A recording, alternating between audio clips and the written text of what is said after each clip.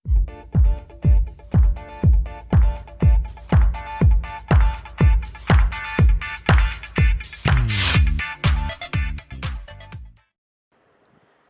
Welcome to Clabi commerce channel. Sorry guys, मैंने 2 दिन से वीडियोस नहीं डाली क्योंकि मैं थोड़ा इल था and sorry for that. Late get started. आज हम टॉपिक पढ़ेंगे ऑर्गेनाइजेशनल स्ट्रक्चर, उसके इम्पोर्टेंस एंड उसकी टाइप्स। अगर मैं आपको अपने देखा हो सीबीएसई की तरफ से आपका इस बार का formal organization and informal organization का टॉपिक आपका वहाँ से कट हो चुका है, ये वाला आपका टॉपिक नहीं आएगा, तो हम इसके बाद सीधा डेलीगेशन ऑफ अथॉरिटी पढ़ेंगे और उसके एलिमेंट्स एंड प्रोसेस पढ़ेंगे। तो आज हमारा चैप्टर फिनिश हो जाएगा, तो let get started. Hello, welcome to Clavi commerce. Subscribe our channel and turn on the bell icon to get the latest updates.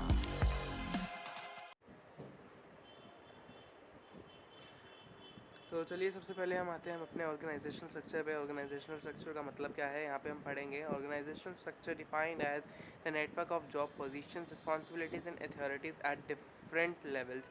और स्ट्रक्चर का मतलब यहाँ पे है कि मतलब ऑर्गेनाइजेशनल स्ट्रक्चर यहाँ पे आपके दो टाइप्स के आते हैं, वो है फंक्शनल एंड डिविजनल। वो मैंने आपको स्टार्टिंग में भी बताया था कि हम डिफरेंट डिपार्टमेंट्स के अंदर उसको डिवाइड कर देंगे कि जोन सा एक होता है फंक्शनल, एक होता है डिविजनल, जो हम आगे पढ़ेंगे। उसके बाद आता है स्पैन ऑफ मैनेजमेंट का मतलब क्या है। Span of management means how many employees और subordinates can be effectively managed by one manager and how many subordinates can be effectively controlled by one superior. इसका स्पैन ऑफ टाइम हम इसमें मतलब देखेंगे कि मतलब कितने ज़्यादा एम्प्लॉयज़ इफेक्टिवली मैनेज्ड हो रहे हैं एक मैनेजर के थ्रू, और एक हो रहे हैं कंट्रोल हो रहे हैं वन सुपीरियर। तो हम उसको तो इसमें स्पैन ऑफ टाइम में हम उसका मेजर करते हैं एक दूसरे के साथ। उससे रहती है हमारे इसकी सबसे पहले इंपॉर्टेंस इसके organizes properly all the operations of business and ensures better flow of communication. अगर हम डिफरेंट स्ट्रक्चर्स में अगर उसको हम डिवाइड कर देते हैं, अगर जैसे मैंने आपको बताया 2 टाइप के स्ट्रक्चर हैं, तो अगर उसमें हम डिफरेंट एम्प्लॉयज़ को उनकी पोजीशंस के थ्रू, उनकी रिस्पॉन्सिबिलिटीज़ और उनकी अथॉरिटी के थ्रू अगर हम उनको सेपरेट कर देते हैं, तो हमारी क्या होती है, बेटर फ्लो ऑफ कम्युनिकेशन होती है। सेकंड आता है हमारा makes it easy to check the responsibility of each part of the business. जब हम उनको उनकी पोजीशंस के ही थ्रू, मतलब उनकी क्वालिटी के ही थ्रू अगर हम उनको अगर डिवाइड कर देते हैं, सेपरेट कर देते हैं डिफरेंट डिपार्टमेंट्स में, डिफरेंट ऑर्गेनाइजेशनल स्ट्रक्चर पे, तो उससे हमारा क्या होगा, हमें इजी हो जाएगा उनकी रिस्पॉन्सिबिलिटी को देना और उनको चेक करना। उसके बाद थर्ड है हमारा अलाउज को relation and coordination among human, physical and financial resources, कि उनको को रिलेट कर देता है एक दूसरे के साथ। ये बताओ, अगर हमारे पास कोई एक ऑर्गेनाइजेशन है, उसको कोई ऑब्जेक्टिव अचीव करना है, अगर वो ऑर्गेनाइजेशनल स्ट्रक्चर के ही अगर वो प्रोसेस फॉलो करता है, अगर वो डिफरेंट क्वालिटीज़ के डिफरेंट पोजीशंस के थ्रू वर्कर्स की अगर उनको डिवाइड कर दे, डिफरेंट डिपार्टमेंट्स में उनको डाल देता है, तो उसका क्या होगा, उनके ही अकॉर्डिंग, उनकी क्वालिटी के अकॉर्डिंग उनके पास रिसोर्सेज होंगे, और उनके क्या कहते हैं, physical, human and financial resources उनके पास अवेलेबल होंगे, जो एक दूसरे से कोरिलेट करेंगे। कोऑर्डिनेशन उनका ईजिली अपने आप बनता जाएगा, और किसी भी मैनेजर को या ऑर्गेनाइजेशन के जो भी हेड है उसको बनाने की ज़रूरत नहीं है, वो अपने आप इजीली कोरिलेट होता चला जाएगा।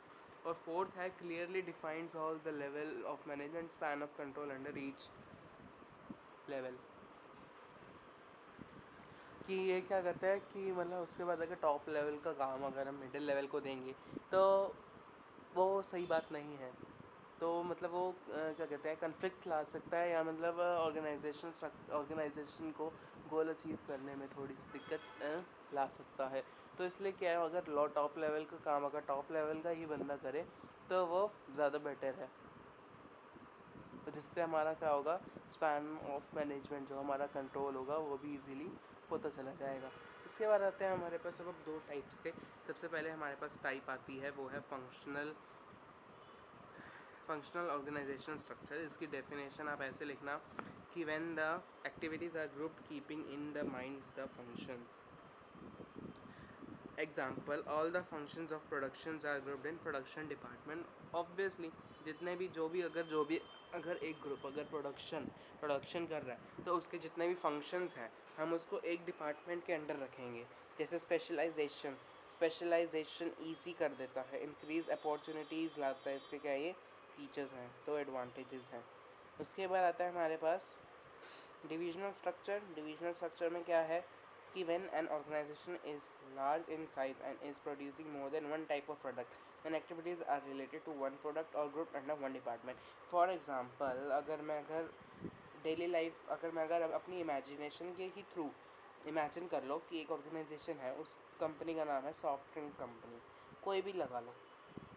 अगर वो सिर्फ और सिर्फ अल्कोहलिक प्रोडक्ट्स अगर बना रही है या सॉफ्ट ड्रिंक्स बना रही है, सॉफ्ट ड्रिंक्स और सपोज़ करो दोनों चीज़ें बना रही है, सॉफ्ट ड्रिंक्स भी बना रही है एंड अल्कोहलिक ड्रिंक्स भी बना रही है, तो उसका क्या है, एक प्रोडक्ट से ज़्यादा बना रही है ना। अब ये तो है नहीं एक प्रोडक्ट से कम बना रही है, ज़्यादा ही बना रही है, तो इसलिए वो सारा किस में जाएगा, डिविजनल डिपार्टमेंट में या डिविजनल ऑर्गेनाइजेशनल स्ट्रक्चर में। इसके एडवांटेजेस सबसे पहला है फ्लेक्सिबिलिटी है इसमें, स्पेशलाइजेशन तो देखो दोनों में है ही, और फास्ट डिसीजन मेकिंग। अब इसमें सोचने की ज़रूरत नहीं होगी कि तुमने क्या करना है क्या नहीं। अगर जो बंदा कोका कोला बना रहा है तो वो सॉफ्ट ड्रिंक्स वाला बनाएगा, अगर अल्कोहलिक बना रहा है तो वो अल्कोहलिक में ही बनाएगा। ठीक है, तो ये है तुम्हारे टाइप्स। आप इसकी थोरो रीडिंग आप इसकी बुक से कर लेना अपनी। ये आपका कट चुका है तो इसको करने की ज़रूरत नहीं है इस बार आपको। तो नेक्स्ट टॉपिक आता है डेलीगेशन ऑफ अथॉरिटी। इसकी डेफिनेशन क्या है, डेलीगेशन का मतलब क्या होता है, it refers to the downward transfer of authority from superior to subordinate, और it is a important process to carry the work for the organisation. कि ये क्या करता है कि अथॉरिटी को ना सुपीरियर से सबॉर्डिनेट में ट्रांसफ़र, डाउनवर्ड ट्रांसफ़र। अब लोग क्या करते हैं, अपवर्ड जाते हैं ना, इसमें डेलीगेशन ऑफ अथॉरिटी डाउनवर्ड जाता है। जितनी भी अथॉरिटी है वो सुपीरियर से किस में चली जाती है, सबॉर्डिनेट में। इसके हम प्रोसेस 3 इसका एलिमेंट्स लगा लो, रिस्पॉन्सिबिलिटी, अथॉरिटी, ये दोनों तो आपने पढ़ा ही था प्रिंसिपल्स में, जो बहुत ज़्यादा इंपॉर्टेंट है उसके लिए, एक प्रिंसिपल के लिए। और थर्ड क्या है, अकाउंटेबिलिटी। रिस्पॉन्सिबिलिटी क्या है, work assigned and to an individual, it includes all the physical and mental activities to be performed by an employee at a particular job positions। कि क्या करता है कि मतलब डिफरेंट टाइप्स के एक्टिविटीज़ को, मेंटल हो फिज़िकल हो दोनों कोई भी हो, वो क्या करता है एक एम्प्लॉय को उसकी पोजीशन डालता है। अगर जो एम्प्लॉय फ़िज़िकल एक्टिविटीज़ करने में ज़्यादा मतलब प्रेफर करता है या ज़्यादा उसके पास उस चीज़ की नॉलेज है, तो ऑर्गेनाइजेशन उसको उसमें ही डालेगी, उसको मेंटल एक्टिविटी में नहीं डालेगा। जो मेंटल एक्टिविटीज़ का है मतलब डिफरेंट टाइप्स ऑफ एक्टिविटीज़ के लिए डिफरेंट एम्प्लॉय डालेंगे at a particular job position. Authority का मतलब क्या होता है, पावर टू टेक डिसीजंस। सबसे पहले क्या है, राइट टू टेक डिसीजन। इसके पास क्या है, राइट है डिसीजन लेने का।